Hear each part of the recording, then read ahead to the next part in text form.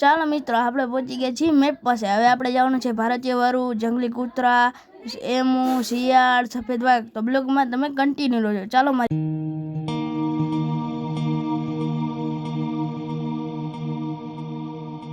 ચાલો મિત્રો, જે ચાલી ન શકતા હોય તેના માટે બગ્ગીની પણ વ્યવસ્થા છે ને. ચાલો મિત્રો, હવે હું તમને અલગ અલગ પ્રાણી બતાવું. તો ચાલો મારી સાથે બ્લોગમાં કન્ટિન્યુ. મિત્રો, અહીંયા છે કૂકડા, તો તમે જોઈ લ્યો.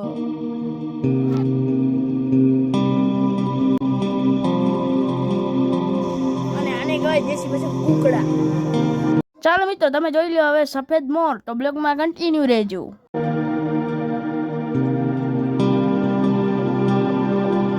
ચાલો મિત્રો, અહીંયા તો તમે જે જોઈ નાનું બચ્ચું જો મિત્રો, એ ખાવાનું ખાઈ રહ્યું.